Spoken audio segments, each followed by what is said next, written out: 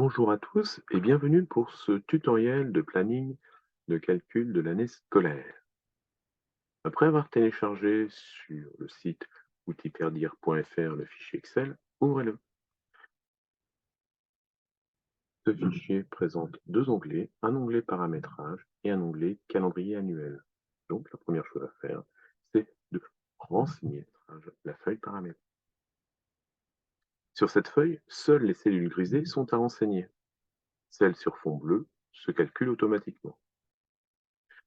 Renseignez donc le début de l'année scolaire concernée, les différents jours fériés. Une alerte vous indique que vous n'êtes pas sur la bonne année, par exemple. Si j'étais sur février l'année dernière, il y a une petite alerte. Et vous devez aussi renseigner les jours de vacances scolaires en lien avec votre zone de vacances. Une fois que vous avez renseigné tout ça, vous pouvez aller sur le calendrier annuel. Tous les jours fériés, les samedis sont grisés, ainsi que les vacances que vous avez renseignées. Ce format, à savoir les jours grisés, vous ne pourrez pas le modifier puisque se calcule automatiquement. En revanche, toutes les autres cellules, vous allez pouvoir changer le fond, la couleur, mais pouvoir utiliser tout le format cellule et notamment les couleurs de fond pour les cellules non grisées. Vous pouvez aussi renseigner toutes les cellules situées à droite des jours.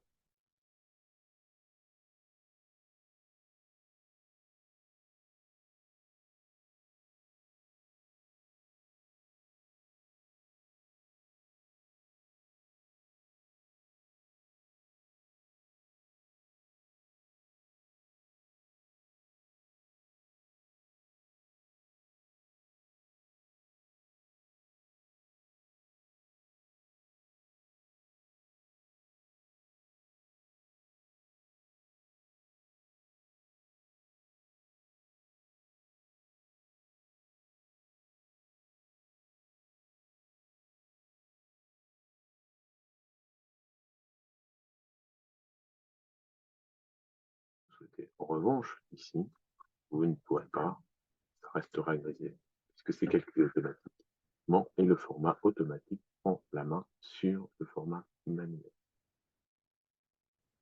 Vous pouvez imprimer le calendrier tout ou partie en définissant une zone d'impression en fonction de l'avancement de l'année. Par exemple, mettons que nous soyons en décembre, je me positionne sur décembre, je mets le titre où je le souhaite, je vais sélectionner ce que je veux imprimer,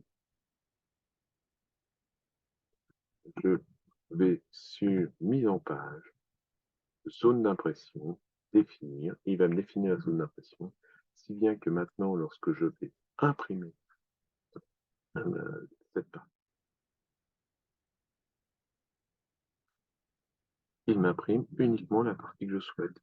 Et ici, je m'aperçois que je dois simplement remettre le cadre et je peux, j'ai de la place pour augmenter la largeur de mes colonnes. Je peux revenir en arrière, augmenter la largeur de mes colonnes pour pouvoir mettre encore plus d'informations. Une multisélection de colonnes, un clic droit, largeur de colonne. Et je mets mes largeurs de colonne. OK. Et lorsque je vais aller dans l'impression,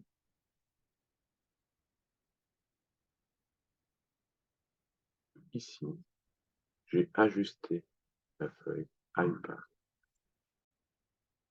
Ce tutoriel est maintenant terminé. À très bientôt sur outilleperdir.fr.